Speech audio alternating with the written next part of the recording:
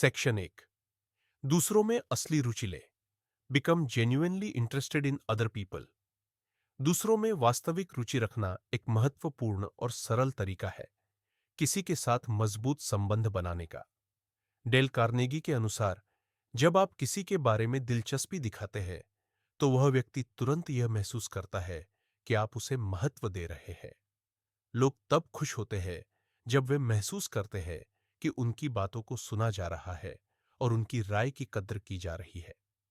जब हम किसी से बातचीत करते हैं तो यह बहुत आसान होता है कि हम अपने बारे में बातें करना शुरू कर दें। हम अपनी उपलब्धियों, समस्याओं या विचारों को साझा करने के लिए उत्सुक होते हैं। हालांकि यही वह समय है जब हमें खुद को रुकने की आवश्यकता होती है। अगर हम अपनी बातचीत को एक तरफा ही रखते हैं तो हम सामने वाले को दिलचस्पी महसूस नहीं करवा पाते। इसके बजाय हमें सामने वाले की जिंदगी के बारे में अधिक जानने की कोशिश करनी चाहिए। उनका शौक, उनकी रुचियां, उनकी सफलता और उनकी समस्या क्या है, यह सब बातें हमें उनकी दुनिया में दिलचस्पी लेने के माध्यम से समझ में आ सकती है। जब आप एक व्यक्ति के बारे में सच्ची रुचि दिखाते हैं तो उनका आत्मविश्वास बढ़ता है और वह व्यक्ति आपके साथ अपनी बातें साझा करना शुरू करता है।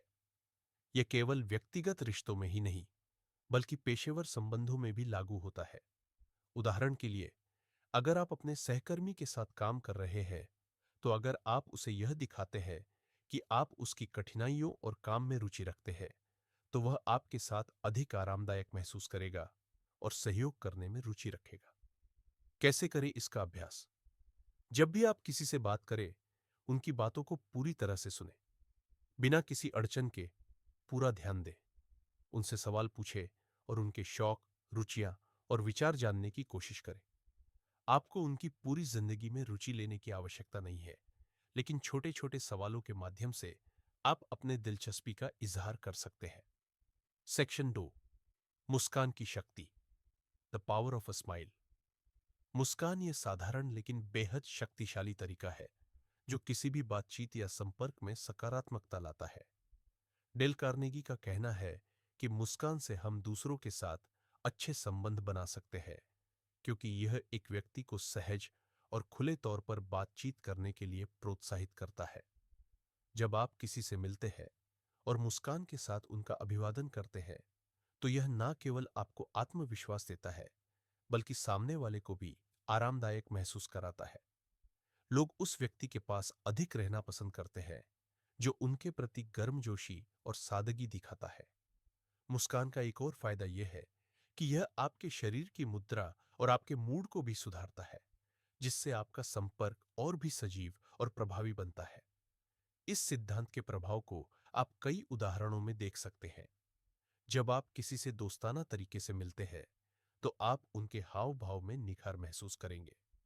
जब आप मुस्कान के साथ किसी से मिलते हैं तो सामने वाला व्यक्ति आपके बारे में सकारात्मक राय बनाता है और इस तरह का एक वातावरण बनता है जिसमें दोनों की बातचीत अधिक प्रभावी और खुशमिजाज रहती है। कैसे करें इसका अभ्यास? जब भी आप किसी से मिले, मुस्कान के साथ शुरुआत करें, चाहे वह आपका दोस्त हो या कोई नया परिचित। मुस्कान से आपके आत्मविश्वास में भी इजाफा होगा और आप खुद को और भी सहज महसूस करेंगे। सेक्शन 3। नाम का महत्व। The importance of a name.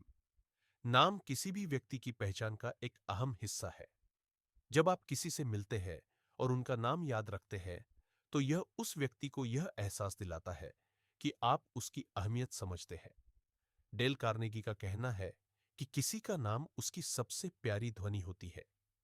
जब आप किसी व्यक्ति के नाम का सही इस्तेमाल करते हैं तो वह व्यक्ति सहज महसूस करता है और आपके साथ जुड़ाव महसूस करता है। नाम का उपयोग करना आपके संपर्क को और भी व्यक्तिगत और सम्मानजनक बनाता है। यह सिद्धांत यह सिखाता है कि अगर आप सामने वाले व्यक्ति के नाम का सही तरीके से इस्तेमाल करते हैं तो यह उसे न केवल सम्मानित करता है बल्कि यह दर्शाता है कि आप उससे सच्ची रुचि रखते हैं। नाम का सही उपयोग रिश्तों को मजबूत करता है और संपर्क में सकारात्मकता लाता है। कैसे करें इसका अभ्यास?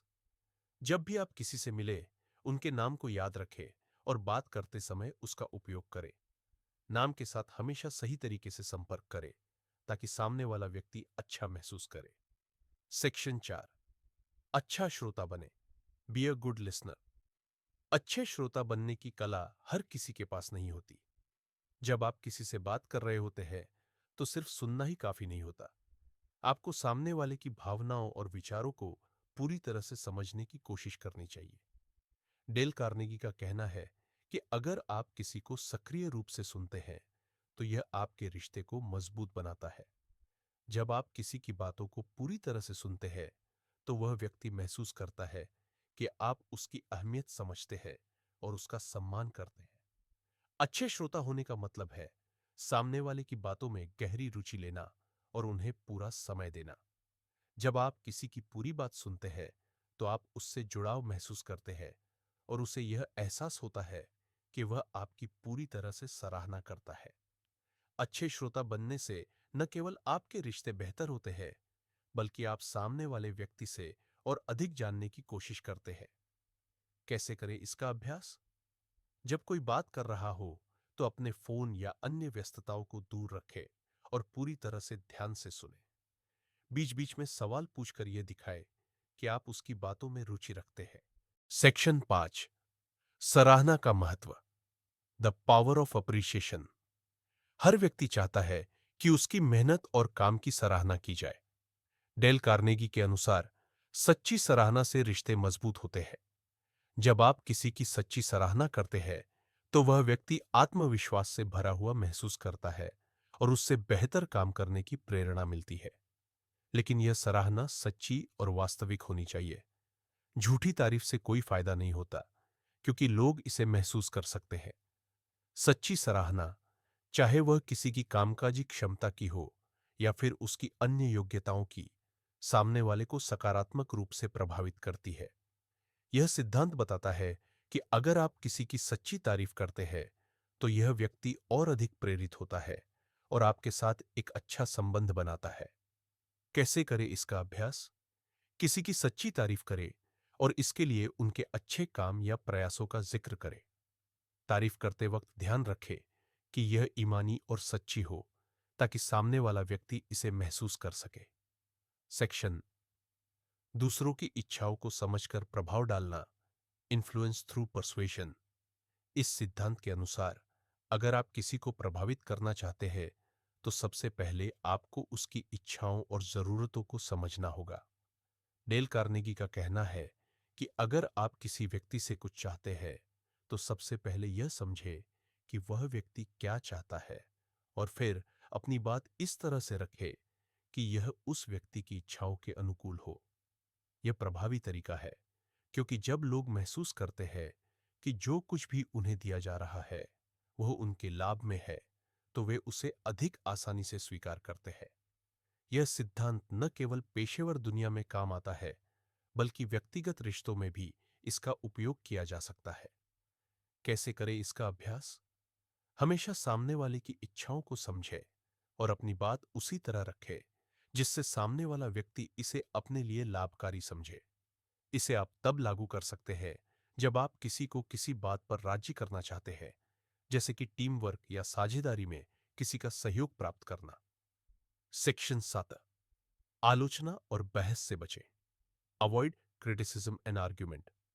आलोचना करने से सामने वाला व्यक्ति अक्सर बचाव की स्थिति में आ जाता है और वह आपकी बातों को नकारने की कोशिश करता है। डेल कार्नेगी का मानना है कि आलोचना से रिश्तों में दरारें पड़ती है और बहस से कुछ हासिल नहीं होता। इसके बजाय हमें हमेशा सम्मान और समझदारी से किसी के विचारों को प्रस्तुत करना चाहिए। अगर हम किसी की गलती पर ध्यान केंद्रित करते हैं तो यह बेहतर है कि हम इसे हल्के तरीके से और सहानुभूति के साथ प्रस्तुत करें। डेल कार्नेगी के अनुसार बहस में कभी भी जीतने से अधिक महत्वपूर्ण यह होता है कि हम दूसरे व्यक्ति की भावनाओं का सम्मान करें और उसे समझें। कैसे करें इसका अभ्यास? जब भी आप किसी से असहमत हो तो अपनी बात को सम्मानपूर्वक रखें और आलोचना से बचें। बातचीत को हल्के और समझदारी से तरीके से खत्म करने की कोशिश करें ताकि रिश्तों में खटास ना आए। सेक्शन 8, अपनी गलतियों को स्वीकार करें। अपनी गलतियों को स्वीकारना और उन्हें सुधारने का प्रयास करना एक महत्वपूर्ण गुण है।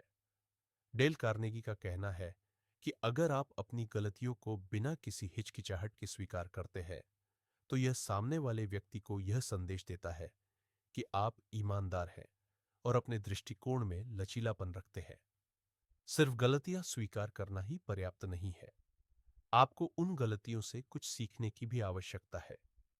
जब आप अपनी गलतियों को सुधारने की कोशिश करते हैं, तो यह आपके रिश्ते को और मजबूत करता है। सामने वाला व्यक्ति आपके ईमानी रवैये की सराहना करता है और यह आपके संबंधों में विश्वास और स्थिरता लाता है। कैसे करें इसका अभ्यास? अपनी गलतियों को स्वीकार करें और सार्वजनिक रूप से माफी मांगे यदि आवश्यक हो। सुधारने के लिए एक स्पष्ट योजना तैयार करें ताकि आगे वही गलती न दोहराई जाए। सेक्शन 9, खुद को सही साबित करने से बचें। Avoid proving your self right. कभी भी किसी से यह साबित करने की कोशिश न करें कि आप सही हैं।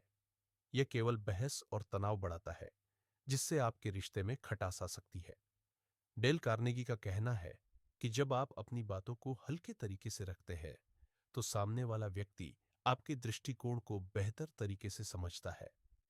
रिश्तों में सबसे महत्वपूर्ण बात यह है कि हम एक दूसरे के विचारों का सम्मान करें। जब आप खुद को सही साबित करने की कोशिश करते हैं, तो यह सामने वाले को नकारात्मक रूप से प्रभावित करता है। इसके बजाय हल्के तरीके से बात करें और समाधान पर ध्यान केंद्रित करें। कैसे करें इसका अभ्यास? अपनी बात को विनम्र तरीके से रखें और बहस से बचें। दूसरों के विचारों और दृष्टिकोणों का सम्मान करें और खुले दिमाग से उनकी बातों को सुने।